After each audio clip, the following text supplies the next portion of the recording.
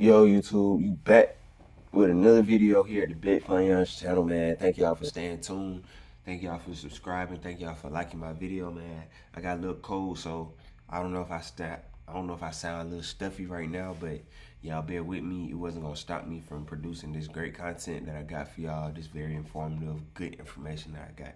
But let's go ahead and dive in.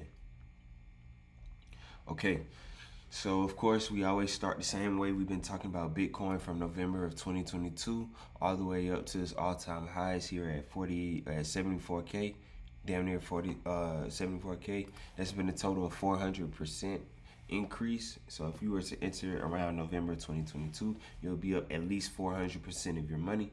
If you added leverage, say a 10x leverage, you'll be up 4,000% of your money. That's just the power of crypto. That's why I always have stayed with it ever since I found out about it.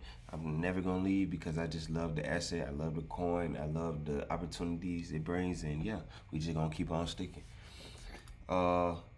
All right, bet. So we just gonna dive in. Last week we closed a bullish candle. It finished out pretty. It finished out green. We had a large wick, or we formed a large wick here on this previous candle. Basically, price rejected this area, got all the way back down here, bought all the way back up, and eventually just closed right here. So that is quite bullish in my opinion. It just shows that all right, we got to a real low, and a lot of buyers stepped in just due to this wick right here. Like, look at that. That is just insane. If you're able to measure this wick from the bottom to its high, it might have been around an 18%, 19% increase, which is pretty damn good within a week. If you scroll over to the daily, it just shows you get a more detailed look of what I'm talking about as far as this wick right here, which is this area. If I can just circle that for you, which is right here. A lot of buying pressure was right there.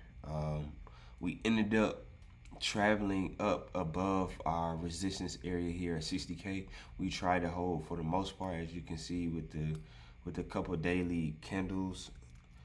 I think this was Sunday. So Sunday we broke the 60K area once again and closed below it. On Monday we looked like we attempted this range, but we couldn't really hold or close above it. But the bullish thing is we closed in the green, meaning that we're still moving up. Today's going to be very interesting to see, like, okay, how we fluctuate along this area. Will we continue to find resistance, or will we recapture this 60K area and then ultimately hold as support? If you can look at the 4 hour, it looks like we set a local low, or a local support here around 57K, which is looking like it wants to be bullish. And this is important because currently on the 4 hour we're setting higher lows.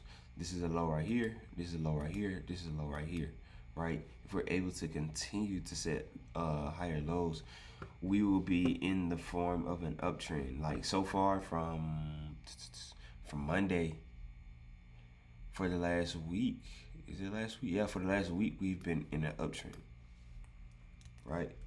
So that, oh shit,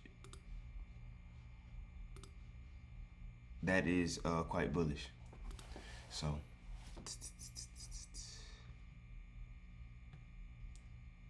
yeah, yep. So scroll over to the daily. Yeah, as I mentioned before, we just want to see if we're going to reclaim the 60K area. If not, we could continue to see further downside.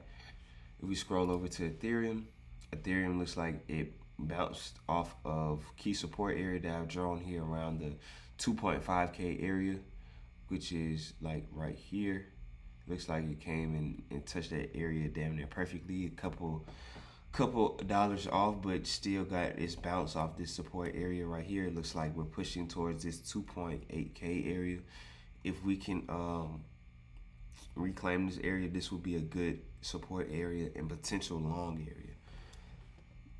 Excuse me.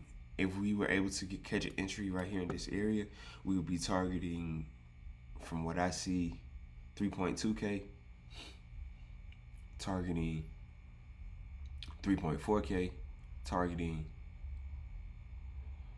3.5K, targeting 3.7K, targeting 3.9K or 4K.